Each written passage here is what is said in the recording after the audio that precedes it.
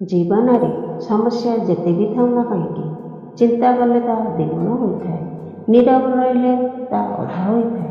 ଧୈର୍ଯ୍ୟ ରଖିଲେ ତାହା ସମ୍ପୂର୍ଣ୍ଣ ସମାପ୍ତ ହୋଇଯାଇଥାଏ ଏବଂ ଭଗବାନଙ୍କୁ ପ୍ରାର୍ଥନା କଲେ ତାହା ସୁଖରେ ପରିଣତ ହୋଇଥାଏ। ଜୀବନରେ କିଛି ମଧ୍ୟ ଚିରସ୍ଥାୟୀ ନୁହେଁ। ଯାହା ବି ଖରାପ ପରିସ୍ଥିତି ଅଛି ତାହା ଦିନେ ସମୟ ସହ ବଦଳିଯିବ। ତେଣୁ ନିଜକୁ ଅଧିକ ଚାପରେ ରଖନ୍ତୁ ନାହିଁ। ସଫଳତା ଭାଗ୍ୟ ସାମ୍ନାରେ ଭିକ ମାଗିବା ଦ୍ୱାରା ମିଳିନଥାଏ, ନିଜ ପରିଶ୍ରମ ଦ୍ୱାରା ଛଡ଼େଇ ଆଣିବାକୁ ପଡ଼େ। ମନେ ରଖନ୍ତୁ, ଭଲ ଦିନ ଦେଖିବା ପାଇଁ ଆପଣଙ୍କୁ ଖରାପ ଦିନ ସାମ୍ନା ନିଶ୍ଚିତ କରିବାକୁ ପଡ଼ିବ। କିଛି କଥା କଷ୍ଟ ଲାଗିଲେ ବି ସହିବାକୁ ହୁଏ। କିଛି ବ୍ୟବହାର ଭଲ ନ ଲାଗିଲେ ବି ଚୁପ୍ ରହିବାକୁ ହୁଏ।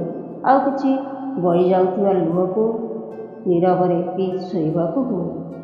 ଜୀବନ ମୋତେ ଗୋଟେ କଥା ଶିଖେଇ ଦେଲା, ନିଜକୁ ନିଜେ ହିଁ ଖୁସିରେ ରହିବ। କେବେ କାହାଠାରୁ କିଛି ଆଶା କରିବ ନାହିଁ। ବୁଝିଥିବା ମଣିଷଟି ସବୁ ପରିସ୍ଥିତିରେ ଆପଣଙ୍କ ସାଥିରେ ରହିଥାଏ, କିନ୍ତୁ ସ୍ୱାର୍ଥ ରଖି ସମ୍ପର୍କ ବାନ୍ଧିଥିବା ମଣିଷଟି ସବୁବେଳେ ଦୂରେଇବା ପାଇଁ ବାହାନା ଖୋଜୁଥାଏ।